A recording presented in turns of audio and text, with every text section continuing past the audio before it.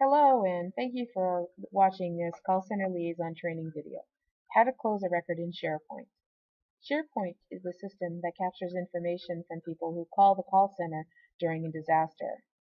It captures information like the client's name, address, and most importantly, why they're calling. It's based on this last element of information that the call center agent may make a referral to health services, casework, or disaster mental health.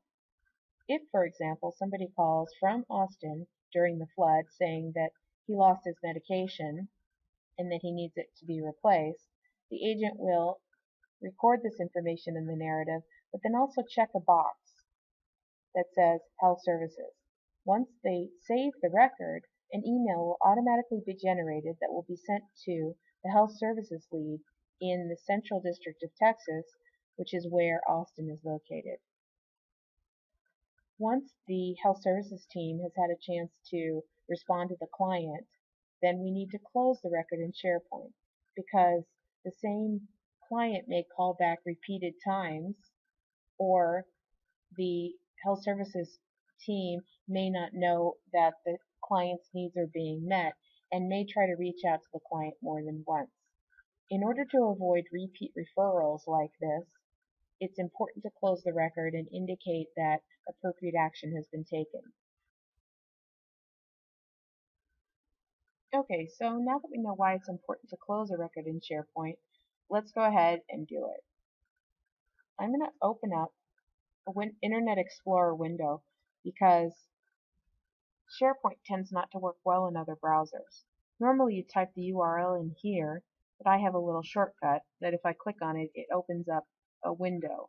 My email address is already entered, and so I'm going to type in the same password that I used to log into my email, and SharePoint will open up its welcome screen.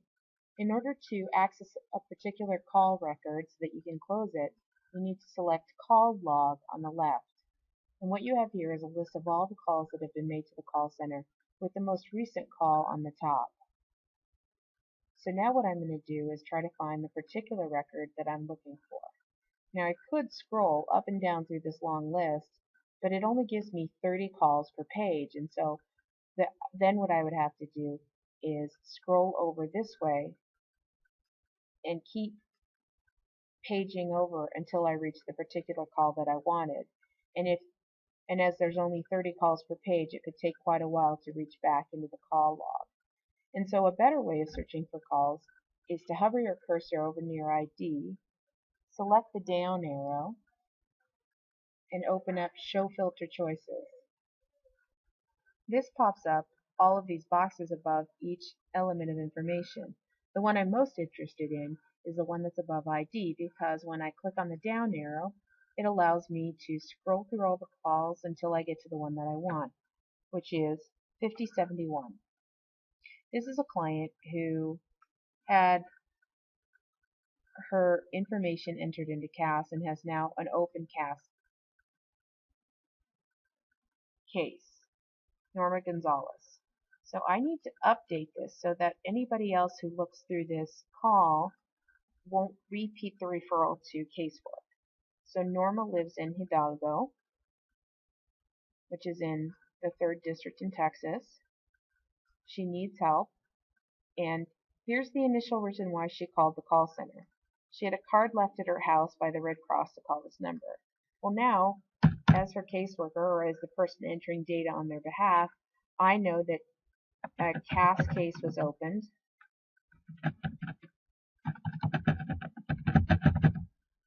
The date it happened, and who did it. Now I'm gonna indicate that for the sake of SharePoint, this case is closed. SharePoint and CAS are not the same system, and so when you say closed here, it doesn't mean anything to anybody except someone who's monitoring calls or receiving calls in SharePoint. It is important that we do this because if I don't indicate here that this was already referred to CAS, then it's possible that an agent could look through this record and refer the same information to casework again. And this repeat referrals can get overwhelming and really flood an inbox quickly. And so now that I've indicated that she's had a CAS case open, the date and who did it, I'm going to close the record by scrolling further down. Before, this call needed follow-up. Now that it's had follow-up, we're going to say no, the name of the person who reached out to the client. Sometimes this will be the name of the caseworker. Sometimes it'll be someone who's merely closing cases on his or her behalf. We have, in fact, reached back to the client, the date we did so, and the time that we're finally closing this. It's sort of the signature on the case. So now we know when I click Save and open up the record again that Norman now has a CAS case open, the date it was opened, and that the record's closed. So anybody who looks at this record will know that he or she should not make another referral to casework. And casework can follow up with a health services or mental health service referral if that's necessary. Let me show you another example. To clear out of this ID choice here, I can simply click on Call Log again, and it'll bring me back to the big screen. I'm going to show you a record that I recorded several days ago from South Carolina. It's record number 4692. So I'm going to go to ID, select filter choices, show filter choices,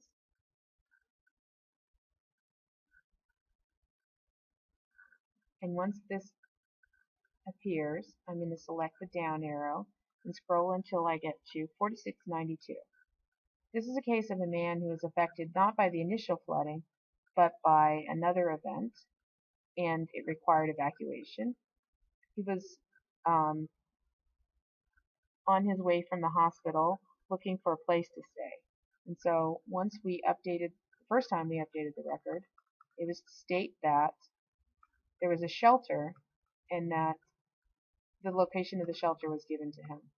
It's 4692. So this was Aaron Gaskin, and when we open the record by floating the cursor between the first and the last name, we'll see all his information. And it's okay if you inadvertently hit edit item or view item, because you can edit item by simply clicking this. What you shouldn't do ever is delete an item. So the caller was removed from his house by boat. This was the end of the first call agent's information. Later that same day, Libby Myers updated the record to refer him to the Gapway Baptist Church, which was opened up to deal with the subsequent flooding.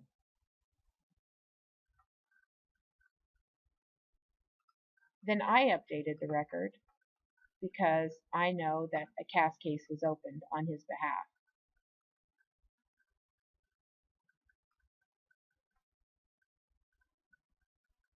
Does this call need follow-up? No, because we have done the initial referral to the shelter, and now he has a CAS case opened on his behalf. Libby signed it once, and then I signed it because I updated the record, and clearly someone has reached out back to the client, and here's the time and the date. So now I'm going to click Closed because Mr. Gaskin's been taken care of. That's the basic process for closing a case in SharePoint. If you have other questions, reach out to your call center liaison. Thank you.